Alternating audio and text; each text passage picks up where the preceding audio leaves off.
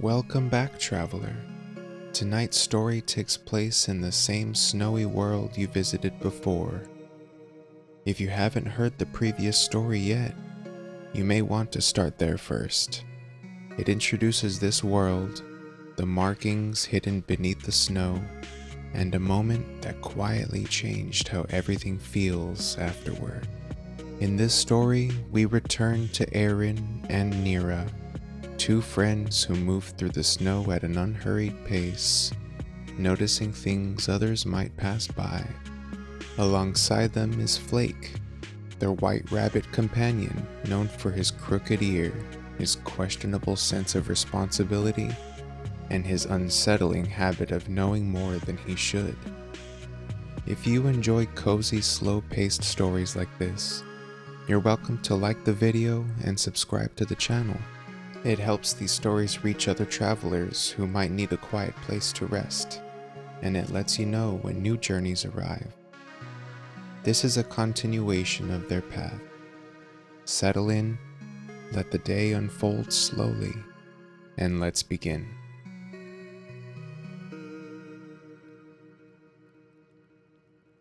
It's midday as the sun rests gently over the snow.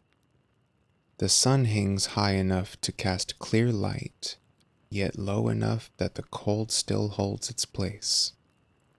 Shadows fall soft and wide, stretching across the valley without urgency. Snow reflects the sky in pale blues and whites, giving everything a quiet glow that feels steady and patient. Aerin adjusts the strap of her pack and looks out across the open stretch ahead of them. "It feels awake today," she says. Nira squints toward the distant ridge, tilting her head. "You say that every time the snow looks nicer than usual." Aerin smiles just slightly. "I don't say it like this every time." Flake hops between them, leaving a dotted trail of prints that zigzag without reason. He stops suddenly, turns, and looks at them both, as if waiting for confirmation that they are still coming. "Yes," Nira tells him, "we're coming. You don't need to check every 10 steps." Flake waits exactly 3 more steps before checking again. They walk without a strict destination. Well, that's how most of their days go. Ever since the discovery beneath the lake, the world has felt responsive. Not louder, not brighter, just more aware of being observed. Snow crunches rhythmically under their boots. The sound settles into a comfortable pattern, like breathing. To their left, spruce trees rise in uneven rows, branches bowed and heavy.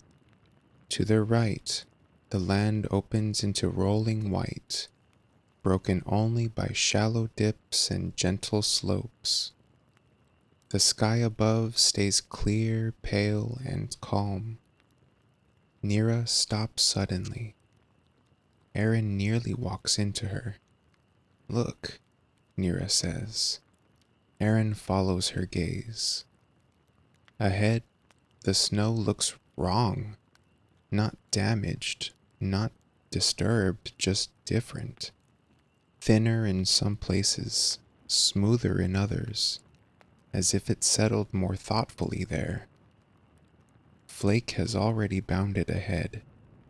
He hops onto the spot, sniffs once, then thumps his foot, satisfied. "Oh no," Nira says softly. "He's doing the thing."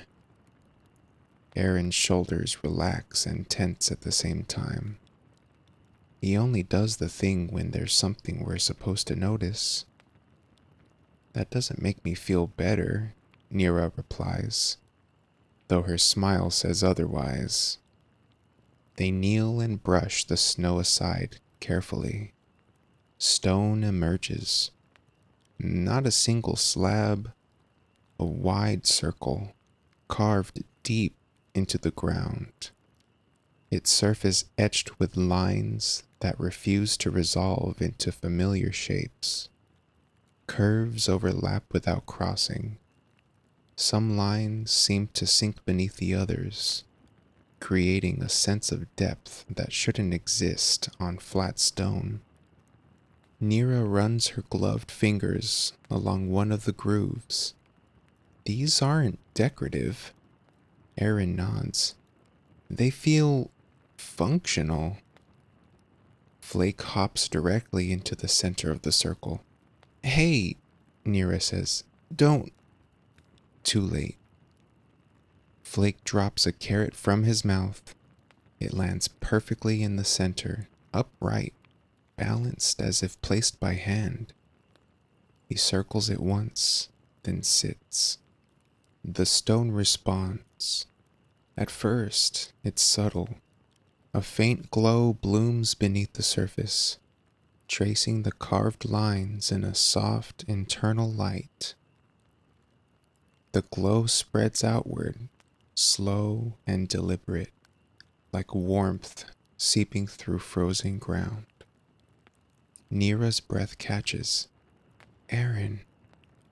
I see it. The light deepens. Colors emerge. Pale green, soft blue, a hint of violet, barely there. The snow around the circle reflects the glow, each flake catching and bending the color into something new. Above them, the sky begins to change. Clouds thin, not drifting away but lifting, as if drawn upward by unseen hands. The pale blue deepens, revealing a darker canvas beneath. Then, the aurora appears. At first, it's structured. Bands of light stretched across the sky in geometric arcs, aligned with the carvings below. Lines echo lines. Curves mirror curves. Nira stands slowly. It's lined up, Aerin. It's lined up. Aaron's eyes track the patterns moving from stone to sky and back again. It's not reacting to us. What's it reacting to? The stone. The aurora shifts. The rigid geometry softens. Light flows, rippling gently. Colors deepening and blending. Greens melt into blues. Violets stretch and fade. The effect is vast. Not overwhelming, just immense. Flake remains perfectly still. Minutes pass, or hours. Time stretches, loosening its grip. Aerin notices something else. The cold has changed. Not warmer, more balanced. The air feels settled, as if a tension she hadn't noticed has eased. What do you think this place is? Nira asked quietly. Aerin considers. I think it's part of the world. The way a joint is part of a body. Nira nods slowly. So it hurts when it gets stuck. And this helps it move again. They sit near the circle, careful not to disturb it. The aurora continues its slow dance above them, shifting patterns that never quite repeat. Flake finally relaxes. He lowers his head, curls slightly, and falls asleep beside the carrot, one ear bent at its usual angle. The light from the stone begins to dim, gradually, not fading away, but settling as if satisfied. Above, the aurora loosens further, stretching thin. then drifting away in long, gentle trails. The sky returns to its quiet blue. Snow begins to fall. Soft flakes descend, catching the last traces of color before covering the stone once more. The glow disappears beneath white, leaving no sign of what passed. Nira exhales slowly. "Do you think it'll happen again?" Nira asks. Her voice comes out softer than she expects, as if the air itself has asked her to keep it low. Aerin doesn't answer right away. She watches the snow fall, thin flakes drifting down in slow, uneven paths.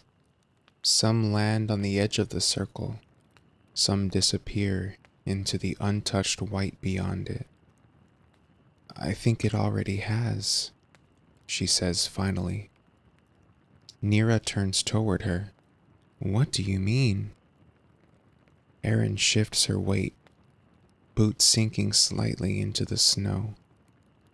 "I think it's been happening for a long time. We just haven't always been here to notice." Nira considers that. She looks back at the place where the stone lies hidden again, now smooth and unremarkable between the fresh layers of snow. "That feels unfair," she says. "All that, and most days the world doesn't even get an audience." Aerin smiles. "I don't think it minds." Flake stirs. Lifting his head, he blinks once, then twice, as if checking whether the sky still holds secrets he needs to supervise. Satisfied, he stands, stretches, and immediately attempts to bite the carrot. Nothing happens. He nudges it, pushes it onto its side, sniffs it again, then hops away, interest lost. "Well," Nira said, "at least now we know he's not magical all the time." Flake pauses, looks back at her, then hops directly into her path and sits. Aerin clears her throat. "Maybe just selectively." They decide not to leave right away. The afternoon light has shifted, warmer now, slanted at a gentler angle. The ridge nearby casts a long shadow across the snow, creating a soft contrast between brightness and shade.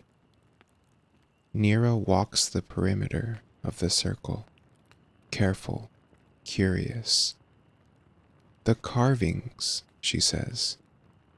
"They didn't look the same once it lit up."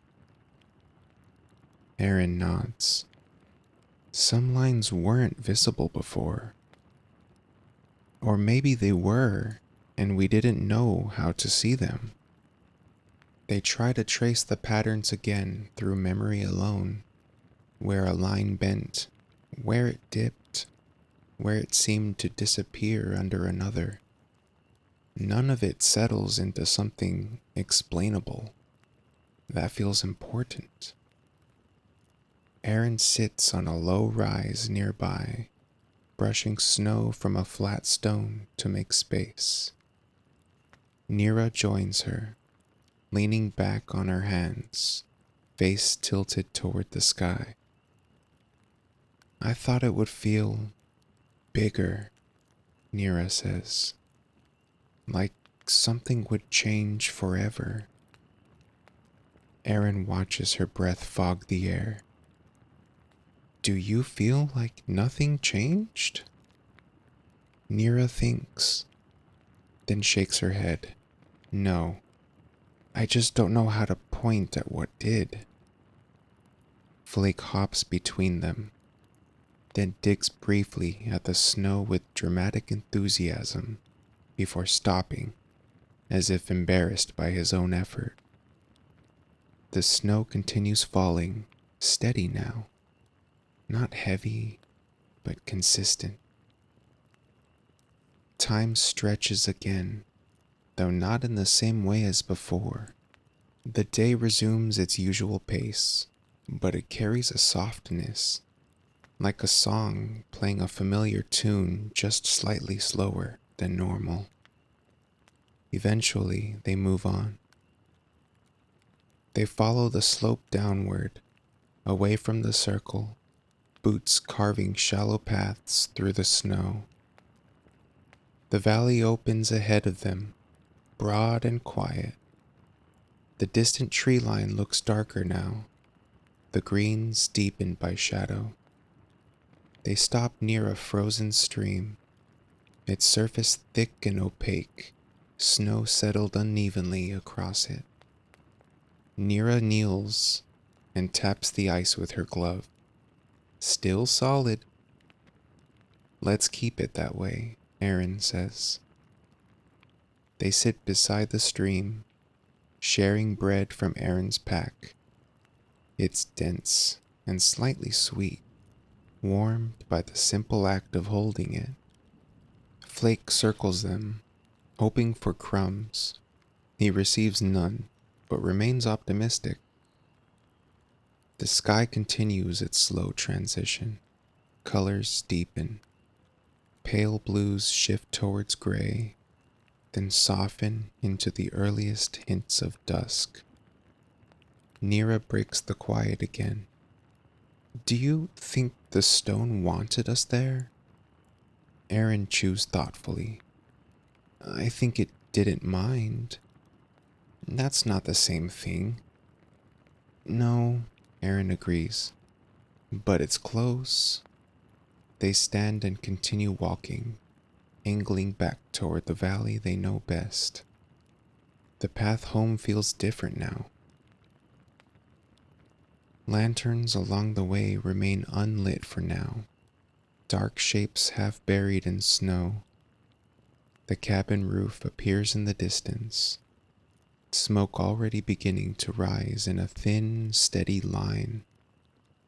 Before reaching it, Nira stops again. Wait. Aerin turns. What? Nira gestures towards the sky. Do you feel that? Aerin closes her eyes. The air feels steady, balanced.